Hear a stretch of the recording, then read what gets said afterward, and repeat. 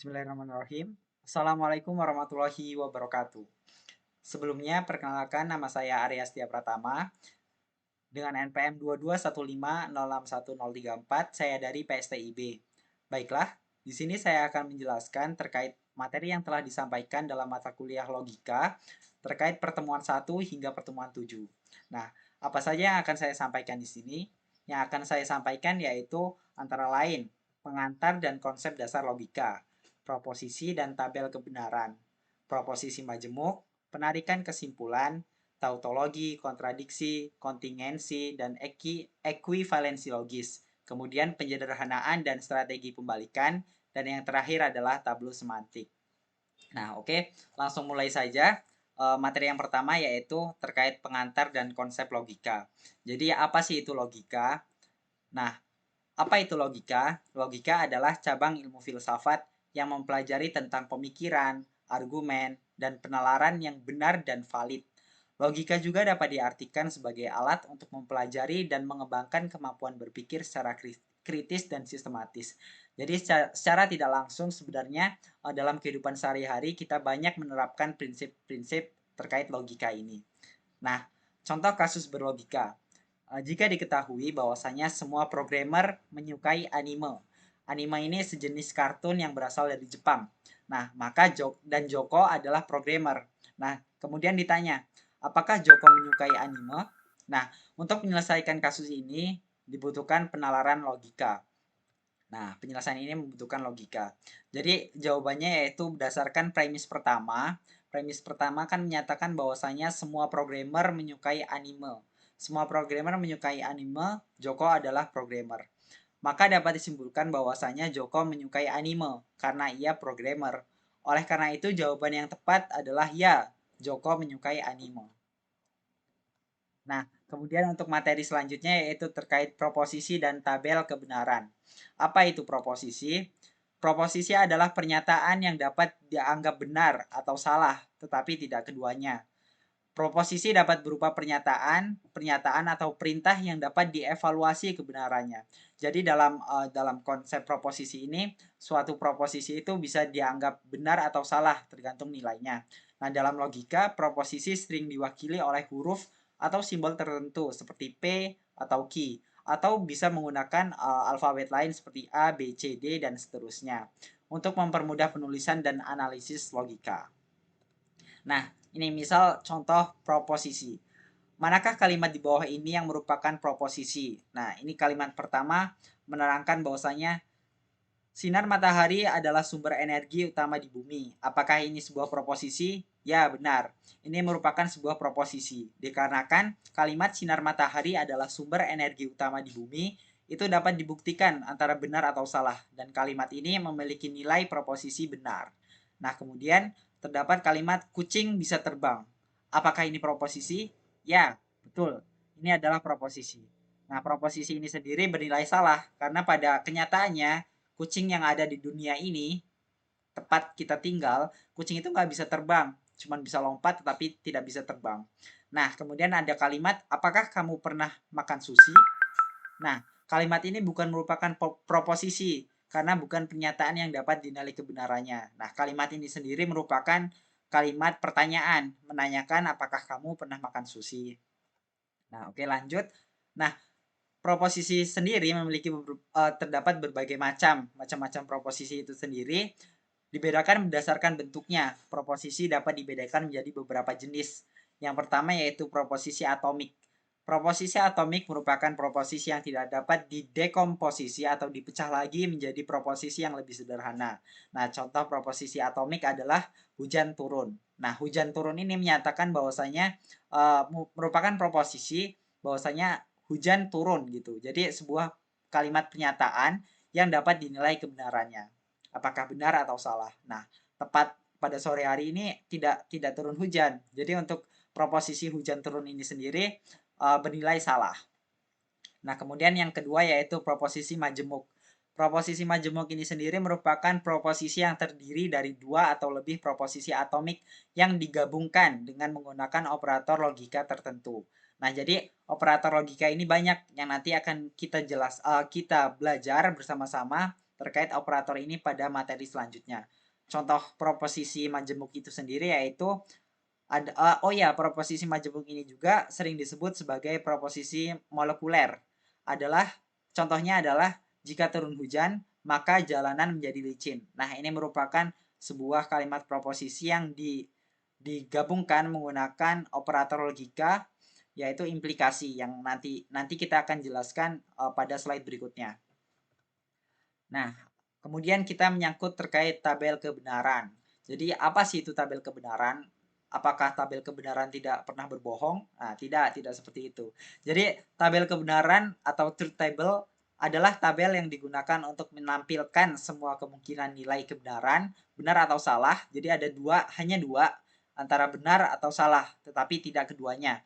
Dari suatu proposisi atau rangkaian proposisi yang terdiri dari satu atau lebih variabel. Nah, tabel kebenaran berguna untuk menunjukkan nilai kebenaran dari suatu proposisi atau argumen yang lebih kompleks, serta untuk menentukan apakah suatu argumen atau rangkaian proposisi itu benar atau salah. Jadi, tabel kebenaran ini merupakan sebuah tools yang nantinya akan memudahkan kita untuk menentukan apakah suatu argumen atau rangkaian proposisi bernilai benar atau salah. Oke. Nah, contoh tabel kebenaran. Jadi di sini terdapat dua proposisi, yaitu P dan Q. Nah, apakah ketika P dan Q ini memiliki nilai-nilai seperti ini, 0 itu berarti salah, 1 benar, 0 salah, 1 benar. Nah, ini juga ketika P memiliki nilai salah, benar. Nah, kemudian ketika terdapat pernyataan P dan Q dengan P dan Q memuat nilai-nilai di sini, apakah P dan Q ini bernilai benar atau salah?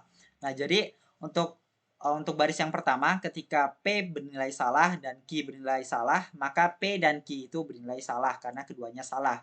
Dan kemudian apakah P dan Q bernilai benar atau salah? Ketika P salah dan Q benar, maka P dan Q itu bernilai salah. Dikarenakan syarat P dan Q bernilai benar, itu keduanya itu harus benar. Jadi pada baris ketiga ini salah karena tidak semuanya bernilai benar. Dan pada baris keempat ini P dan Q bernilai benar karena P dan Q-nya bernilai benar. Nah, jadi tabel kebenaran dapat digunakan untuk mengevaluasi proposisi dan argumen yang lebih kompleks, seperti proposisi dengan operator logika atau disjunction disebutnya, atau tidak, atau negasi. Nah, tabel kebenaran juga dapat digunakan untuk membantu dalam membuat fungsi logika, menguji kebenaran dari suatu program komputer, dan sebagainya. Nah, kita lanjut ke materi selanjutnya, yaitu terkait proposisi majemuk. Proposisi majemuk, apa sih itu? Nah, proposisi majemuk merupakan proposisi yang terdiri dari dua atau lebih proposisi atomik yang digabungkan dengan menggunakan operator logika tertentu. Contoh proposisi molekuler atau proposisi majemuk adalah jika hujan turun maka jalanan menjadi licin. Nah, untuk bentuk dari proposisi majemuk ini kan merupakan gabungan dari proposisi atomik. Nah, proposisi atomik ini digabungkan menggunakan operator logika, antara lain seperti yang pertama, konjungsi atau biasa disebut atau juga boleh or. Nah, hari ini hujan. Maaf. Maksud saya untuk konjungsi ini biasa disebut dan operator and.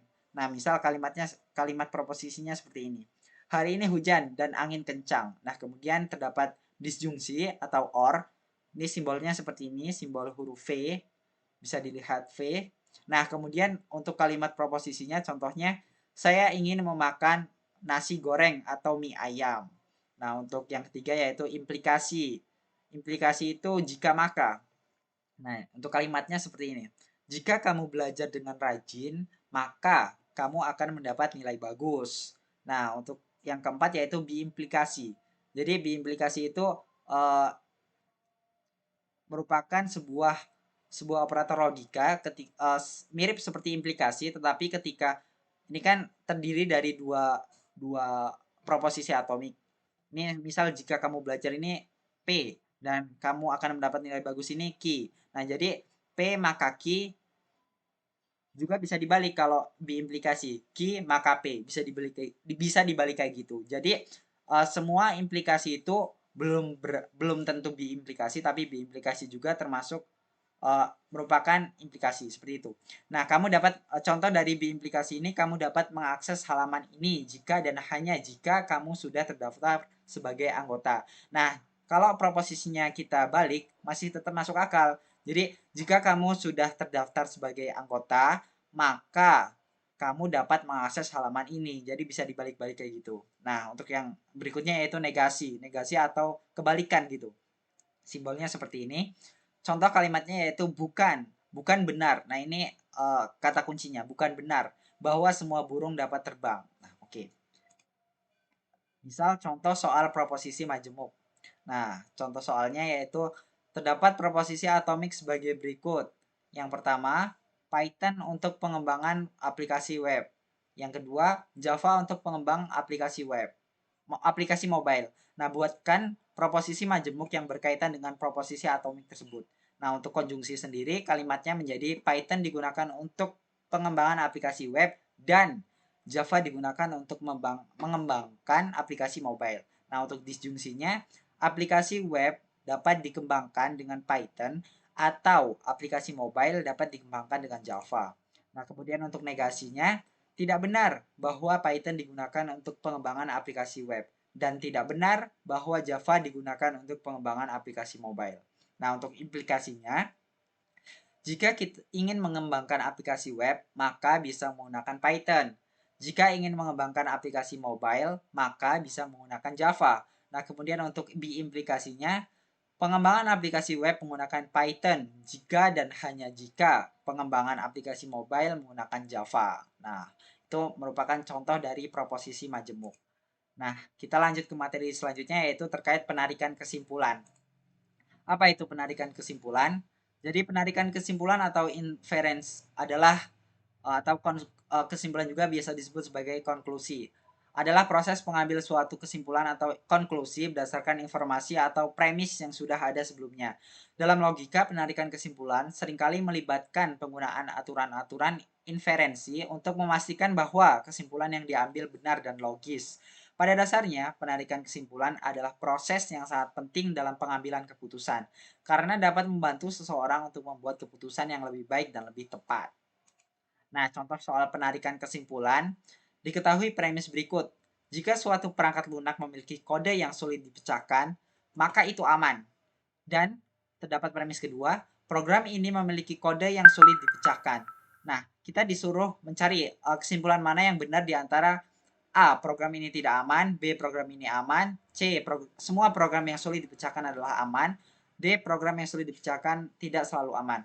Nah, jadi untuk menjawab soal ini dibutuhkan pemahaman terkait penarikan kesimpulan. Nah, kan premis pertama menyatakan bahwa jika sebuah perangkat lunak memiliki kode yang sulit dipecahkan, maka perangkat lunak tersebut aman. Premis kedua menyatakan bahwa program ini memiliki kode yang sulit dipecahkan. Jadi kesimpulannya yang tepat adalah bahwa program ini aman karena kode yang sulit dipecahkan merupakan salah satu syarat untuk menjadi aman berdasarkan premis pertama. Nah, ini premis pertama nih. Premis pertama. Oleh karena itu, jawaban yang tepat adalah B, program ini aman. Nah, B, program ini aman. Nah, ini contoh dari tabel kebenarannya. Tabel kebenaran yang tadi kita penarikan kesimpulan ini bisa digambarkan menurut tabel kebenaran seperti ini. Oke, lanjut. Terkait materi selanjutnya, terkait tautologi, kontradiksi, kontingensi, dan ekuivalensi logis.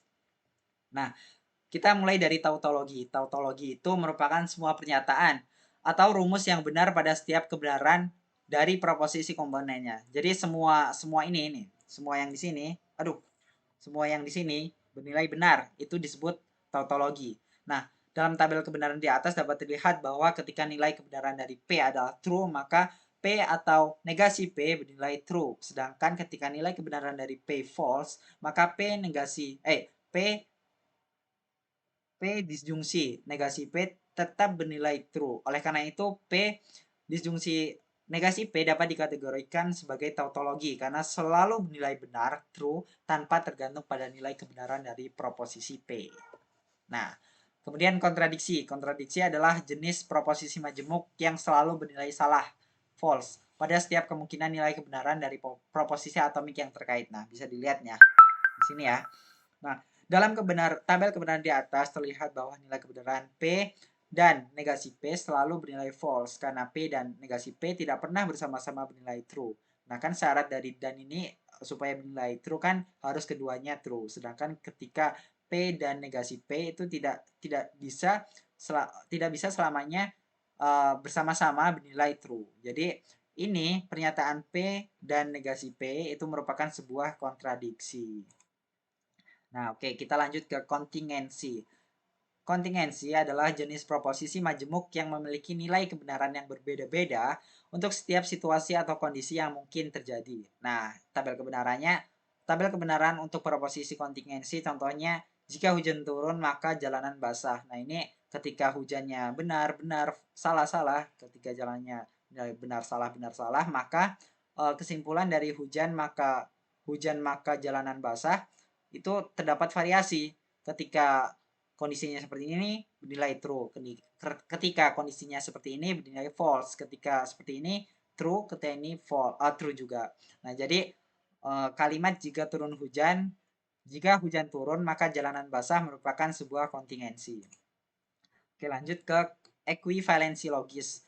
Nah, dimisalkan proposisi A dan B dinyatakan ekuivalensi logis apabila notasi A, B menandakan bahwa A dan B memiliki nilai yang sama dan pada urutannya yang sama. Jadi ini disebut simbol ekuivalen. Nah, misal kita punya pernyataan seperti ini. Perhatikan bahwasanya kolom P, implikasi Q, negasi Q, implikasi negasi P. Nah, kemudian ada negasi P atau Q. Nah, kita diminta untuk memiliki nilai kebenaran yang sama. Nah, jadi coba dilihat dari ketiga proposisi ini, ketiga yang ini ya. Ini memiliki nilai dari setiap barisnya itu sama. Ketika ini bernilai 1, ini 1, ini 1. Ini 0, ini 0, ini 0, ini 1, ini 1, ini 1, ini 1, ini 1, ini 1. Jadi, P implikasi Q, negasi Q, implikasi negasi P, negasi P atau Q, ini ketiganya ini ketika digabungkan merupakan sebuah pernyataan-pernyataan yang memiliki ekuivalensi logis. Nah, begitu ya. Jadi ada kesamaan dari setiap barisnya nih. Sama. Oke, misal contoh soal dari materi sebelumnya. Apakah proposisi P atau dalam kurung P dan negasi P atau Q merupakan tautologi kontradiksi atau kontingensi? Nah, oke, kita cek ya. Jadi untuk jawabannya ketika P ini nilainya seperti ini, Q-nya bernilai seperti ini, negasi P-nya ini kebalikan dari sini. Jadi ketika 00 maka 11, ketika 11 maka 00. Nah, kemudian kita gunakan terdapat proposisi majemuk yaitu P dan negasi P. Nah, kita bandingkan nih ketika keduanya tidak ada yang bernilai benar, sama-sama benar, maka 0 semua. Nah, ini karena nggak ada yang sama nih. Ketika 10, 10, 01, 01, jadi semuanya 0. Nah, kemudian kita cek proposisi yang diminta kan ini. Kita cek bahwasanya apakah P dan negasi P atau Q merupakan sebuah tautologi, kontradiksi, atau kontingensi. Nah, kita cek. Di sini kita bandingkan ya, yang ini atau Q. Nah, 00 maka 0. 01 maka 1. 00 maka, ini salah tulis. Harusnya 0. 01, 00 harusnya 0. Jadi 01, 1. Nah, ini kan beda semua nih. Pada intinya terdapat perbedaan. Tidak satu semua atau tidak 0 semua. Maka itu disebut kontingensi. Nah, oke. Ini dari kebenaran di atas dapat dilihat bahwasanya proposisi tersebut bergantung pada nilai kebenaran dari variabel Q. Oleh karena itu, proposisi ini merupakan sebuah kontingensi. Nah, kemudian materi selanjutnya terkait penyederhanaan dan strategi pembalikan. Nah, apa itu penyederhanaan? Jadi penyederhanaan adalah suatu teknik dalam logika proposisional untuk menguraikan dan mempermudah proposisi kompleks menjadi bentuk yang lebih sederhana. Dalam penyederhanaan digunakan beberapa aturan atau teknik yang bisa mempermudah bentuk proposisi agar lebih mudah dipahami atau diolah. Nah, tujuan dari penyederhanaan adalah untuk memudahkan dalam menghitung kebenaran sebuah proposisi, mempercepat proses pembuktian, dan membantu dalam membuat kesimpulan. Nah, sedangkan strategi pembalikan digunakan untuk membuktikan validitas suatu ekspresi logika untuk argumen, dan untuk memastikan nilai-nilai premis benar yang harus diikuti oleh kesimpulan yang benar. Teknik ini mirip penyederhanaan, perbedaannya terletak pada kesimpulan argumen. Jadi kesimpulan dari argumen itu harus kita salahkan, harus disalahkan dengan cara dinegasikan atau diberi nilai false.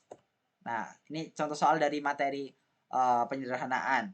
Sederhanakan bentuk negasi A, implikasi negasi dalam kurung A negasi negasi A dalam kurung A implikasi negasi B ke dalam bentuk yang paling sederhana.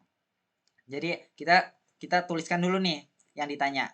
Nah, jadi langsung sama dengan, nah di sini terdapat hukum implikasi di mana ketika kita tuliskan seperti ini, ketika kita implikasi, jadi bentuk implikasi ini bisa diubah sebagai menjadi bentuk negasi negasi A atau negasi B. Kita ubah seperti itu ya. Nah, jadi ini nah setelah itu kita gunakan hukum De Morgan untuk memodifikasi. Nah, yang ini kita gunakan hukum De Morgan. Nah, hukum De Morgan dengan hukum De Morgan maka negasi dalam kurung negasi A atau B negasi B maka akan menjadi seperti ini. Negasi A implikasi A dan B. Nah, kemudian kita gunakan hukum implikasi. Sama seperti yang di atas tadi. Jadi ini menjadi negasi-negasi A atau dalam kurung A dan B. Nah, kemudian kita gunakan hukum yang namanya hukum negasi, di mana ketika suatu proposisi dinegasikan dua kali atau yang berjumlah genap, maka sama dengan A itu sendiri. Jadi ketika negasi-negasi A, maka itu sama dengan A. Nah, jadi kita tulis seperti ini. Nah, kemudian ini menggunakan hukum distributivitas dari A atau dalam kurung A dan B itu sama dengan A. Nah, jadi bentuk yang paling sederhana dari negasi A implikasi dalam negasi dalam kurung A implikasi B adalah A. Oke, mantap. Nah, oke, untuk materi yang terakhir yaitu terkait tablo semantik. Jadi tablo semantik itu apa sih? Nah, tablo semantik, wah keren namanya, adalah bentuk-bentuk proposisi yang dibangun berdasarkan aturan tertentu yang biasanya berbentuk pohon terbalik dengan cabang-cabang dan ranting yang relevan. Nah, ini terdapat beberapa hukum di dalam tablo semantik. Hukum yang pertama yaitu A dan B itu dituliskan seperti ini. Satu baris ya, A, B, satu baris. Nah, ketika A atau B maka bercabang menjadi A, B. Nah, ketika A implikasi B maka akan bercabang juga menjadi negasi A, negasi A, terus cabang yang kedua B. Nah, kemudian ketika A, B implikasi B, maka terdapat dua cabang juga, A dan B, kemudian negasi A dan negasi B. Nah, hukum kelima yaitu, nah sama nih tadi kayak tadi. Ketika suatu bilangan dinegasikan dua kali, maka untuk tabel semantiknya hukum nomor 5 itu menjadi A. Oke, kemudian untuk yang nomor 6, negasi dalam kurung A dan B akan menjadi menyambang menjadi dua yaitu negasi A dan negasi A, negasi B. Yang nomor 7, ketika negasi A atau B, maka akan menjadi negasi A, negasi B dalam satu baris. Satu kolom. Satu kayak gini.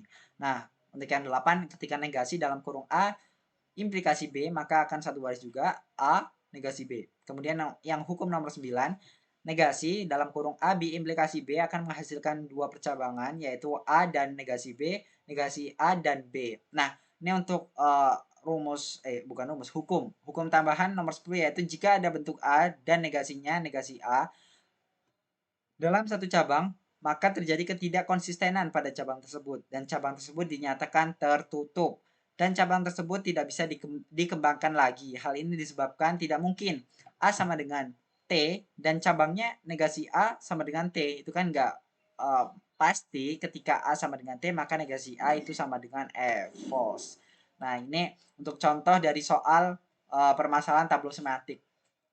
Jadi terdapat soal, jika Badu mencontek saat ujian, maka dosen akan datang jika pengawas tidak lalai.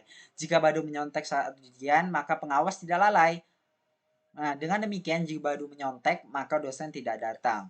Nah, kita diminta untuk mengecek apakah ini pernyataan di atas ini konsisten semua atau apakah kesimpulannya juga benar. Nah, untuk variabel proposisionalnya, kita ibaratkan A sama dengan Badu mencontek saat ujian. B ini, C ini, dosen akan datang, C pengawas lalai. Nah, ekspresi logikanya dari pernyataan ini kita ekspresikan yang A, yang nomor satu yang ini ya. Jadi A implikasi dalam kurung negasi C implikasi B. Nah, kemudian yang nomor 2 A implikasi negasi C, A implikasi B. Nah, setelah dilakukan SP negasi kesimpulan, pembalikan kesimpulan itu menjadi seperti ini. Yang nomor 3 itu kita balik karena dia kesimpulan, kita balik, kita negasikan. Jadi negasi dalam kurung A implikasi B. Nah, kemudian langkah kedua yaitu kita jajarkan dari ketiga pernyataan-pernyataan tersebut kita jajarkan. Nah, kemudian kita langkah kedua yaitu kita cari di mana yang dari setiap ketiga ini yang ketika dicabangkan itu hanya menghasilkan satu cabang. Itu yang untuk mempermudah kita. Jadi kita cari dulu dari ketiga ini mana yang mana yang menghasilkan satu cabang saja.